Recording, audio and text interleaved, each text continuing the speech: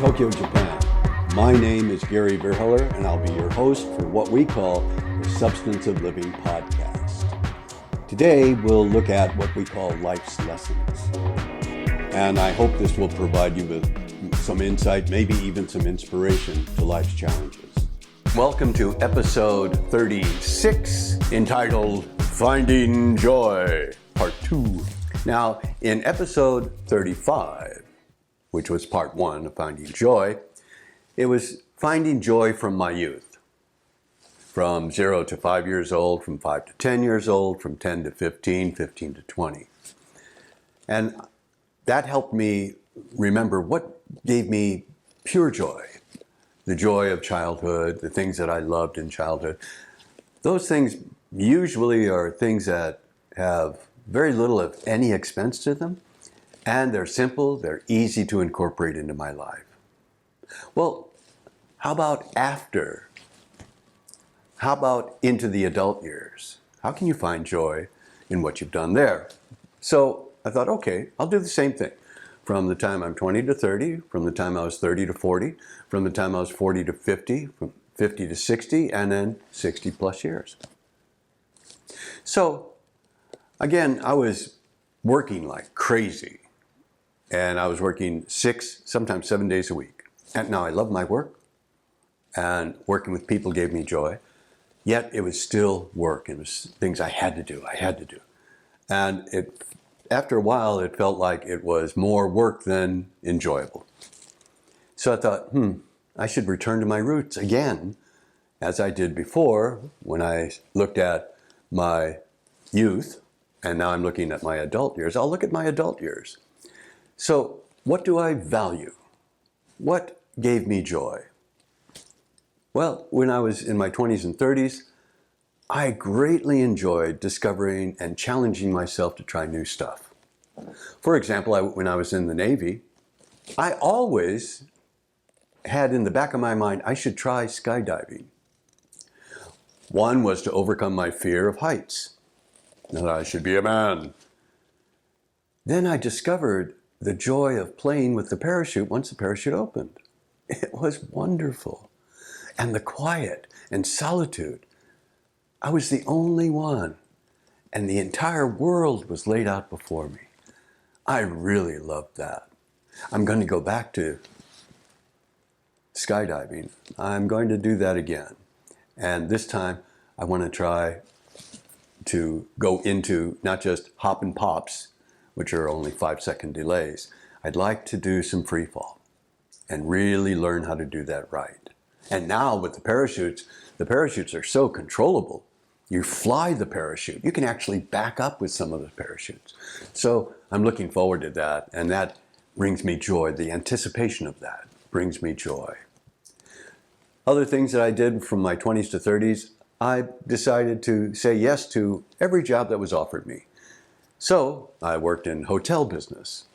And when I was in the hotel business, I eventually became a hotel manager. And I found out that I greatly enjoyed helping people find solutions. For example, a customer has difficulty finding a restaurant. I could recommend a French restaurant in Albuquerque, or I could recommend a barbecue restaurant that they heard about. So I greatly enjoyed helping them, helping people enjoy their stay at the hotel where I was manager. That was great fun. I also enjoyed helping customers. And when I say customers, I'm talking about the commercial customers in many hotels, particularly in regular cities, not resort towns, but in regular cities. The key customers are the business customer. They're the ones that stay regularly in the hotel. At least they did back when I was a manager. So I enjoyed working with clients, with companies, to help them have their people stay with us and have a positive experience, and to educate the companies on what services we offered. I greatly enjoyed educating people. What else did I learn in my 20s to 30s? I remembered that I loved dancing. Because from 30 to 40, in my 30s, from 30 to 40, I went back And I actually took my very first dance class. It was a modern dance class. Now it's referred to sometimes as contemporary dance. And I was having a wonderful time. And the professor, this was at the university, the professor had her own professional company. She asked me to join her company. It was my first dance class and be in one of the dances that they had. It was a large ensemble, and I was going to be part of that dance. I just loved that. It was wonderful. From that, I discovered flamenco. And I was so excited. That gave me great joy. I was just overwhelmed with excitement when I was watching the flamencos practice. And so I decided to take the class, and I danced for flamenco for 7 years, 2 years professional. That gave me great joy. It wasn't about performance or the applause. Of course, that was wonderful.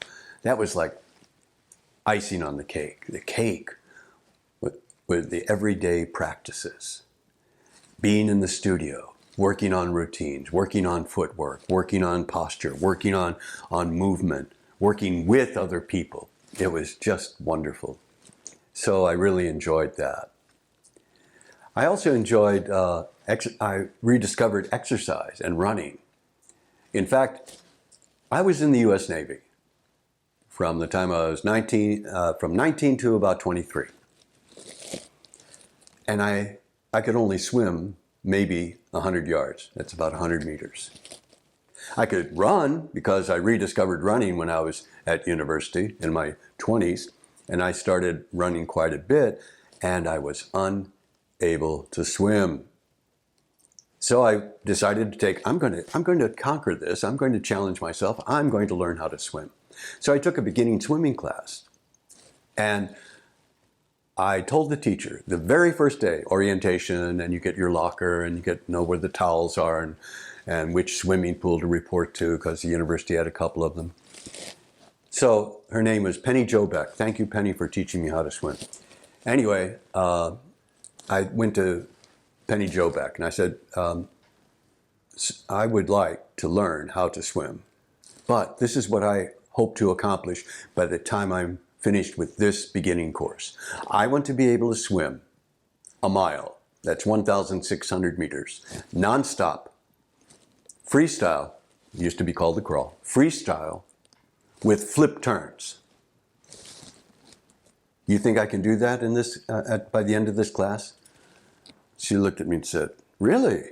You really want to do that? And I said, yeah, that's what I want to do. And she said, okay, if you do exactly as I instruct you to do, I guarantee you'll be swimming a mile every day.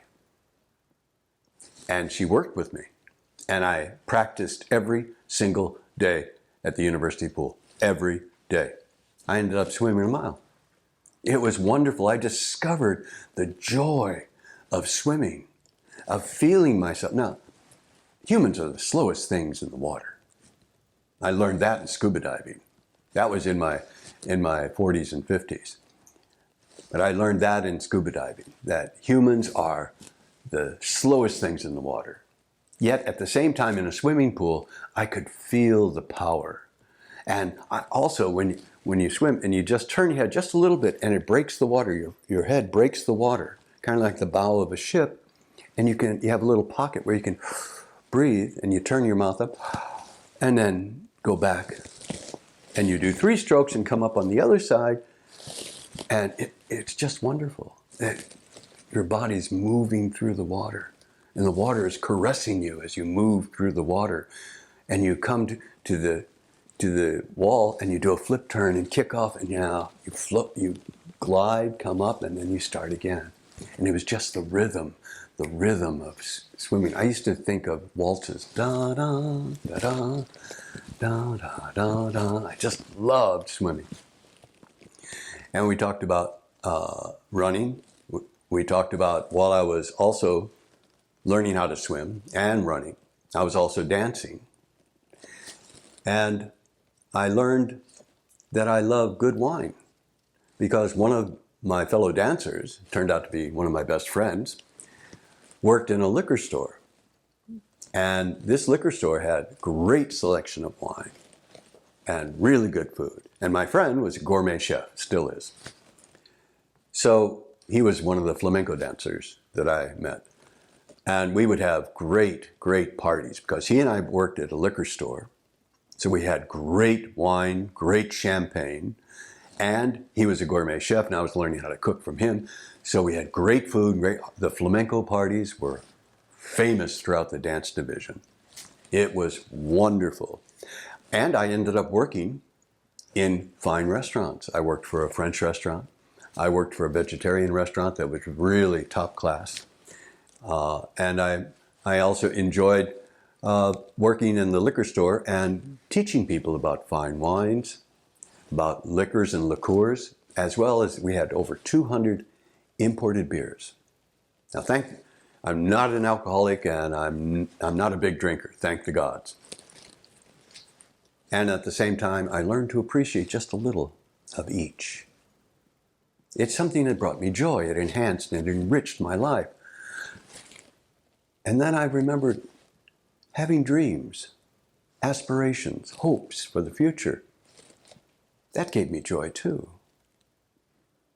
And when I was in my 40s and going between 40 and 50, actually it was a little earlier than 40, about 39, I finally decided I will live one of my dreams. I will go to Japan because I had been putting myself through university for 14 years, going to university part-time, working full-time, working part-time jobs. No complaints. I learned a lot. I challenged myself by having all these jobs in order to put food on my table and pay for my clothes and pay for my rent.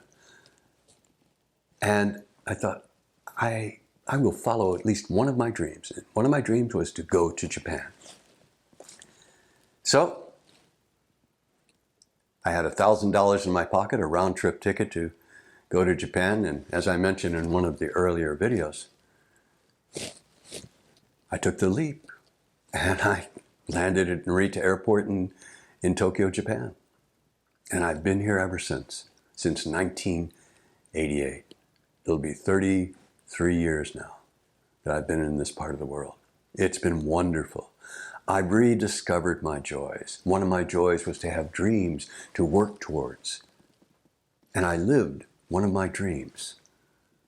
So, as I suggest, discover your joys. Incorporate them into your life. And remember your dreams. And that can also enhance your life and bring you great enjoyment. Enjoy. Thank you for joining us today for the Substance of Living podcast. If you'd be kind enough to consider subscribing, you can contact us through Spotify or Apple Podcasts or connect on Twitter. Join us again next time for what I hope will help you navigate life.